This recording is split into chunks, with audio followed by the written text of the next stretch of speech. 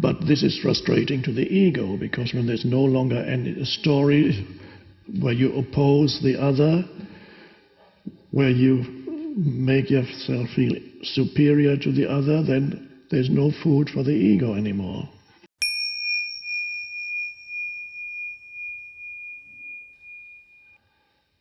Hopefully you had a light meal.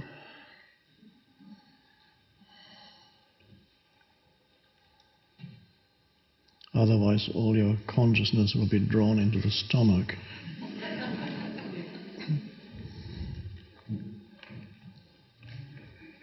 I'm beginning to receive your questions. Thank you very much.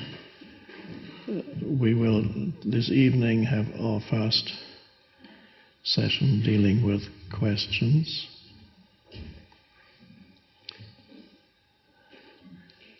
If possible, write as legibly as you can. Otherwise I'll get really irritated.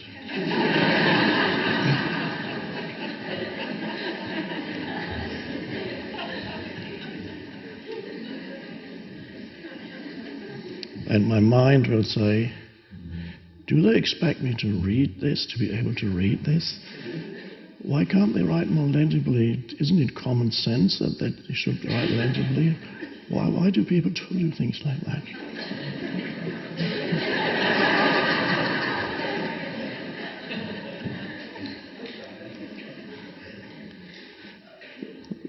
That would be a normal ego reaction to something that in itself is perfectly okay, because you can either read it or you can't.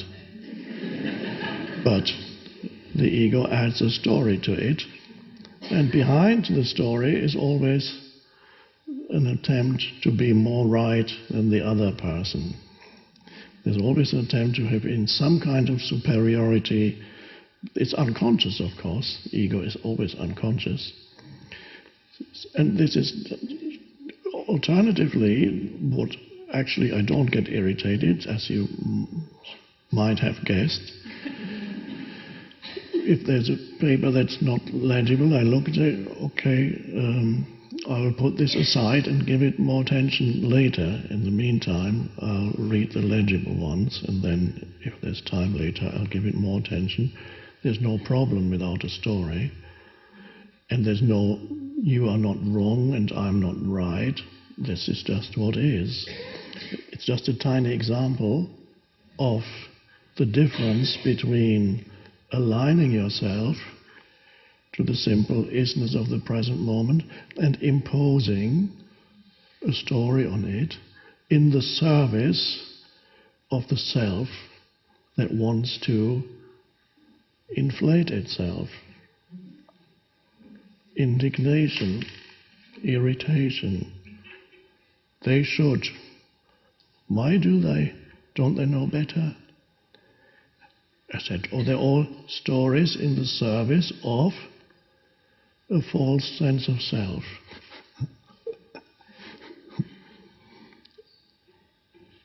And so in presence, all this, what I sometimes call unnecessary baggage that people manufacture mentally and emotionally, all that unnecessary baggage that really there's a heaviness to it that they carry around, doesn't arise anymore. And there's the simple, this is what is, I can either do this or I can do that. I can deal with it now, I can put it aside. No story. But this is frustrating to the ego, because when there's no longer any story where you oppose the other, where you make yourself feel superior to the other, then there's no food for the ego anymore. But there's an incredible lightness.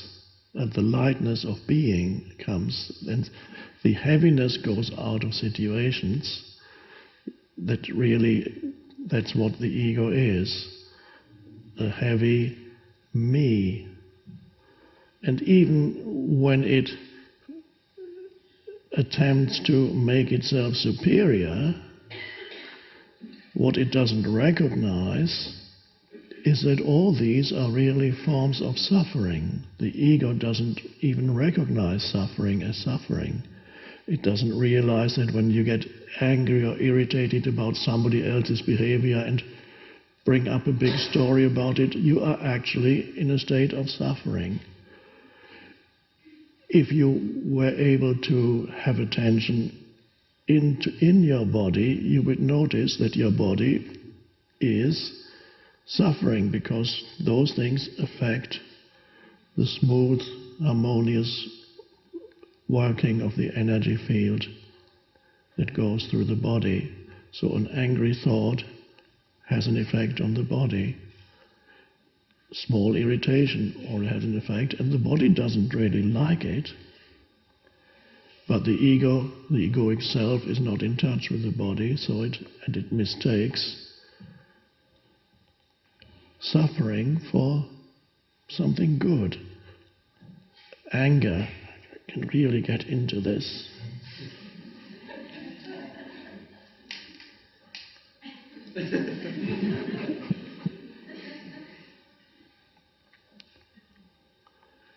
So you can look at your own life and see where you are manufacturing unnecessary stories, both in small situations and in bigger life situations, and in situations to do with relatives, family members, partners, ex-partners, a wonderful source of egoic stories. Can talk about your ex-husband or wife for hours, either to somebody else if they're ready to listen, or in your own mind.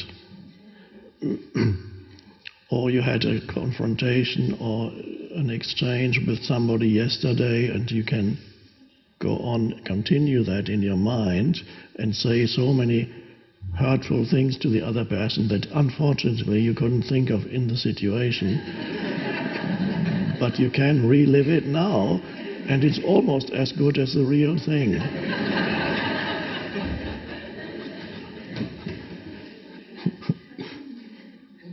So in that fantasy world of the mind, you can be right again and again, and the other person can be wrong again and again. How wonderful.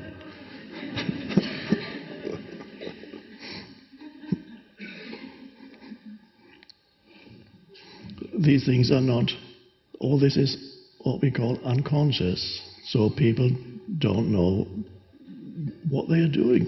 For them, that is their reality. Now can we understand why Jesus said, "Forgive them, for they know not what they do."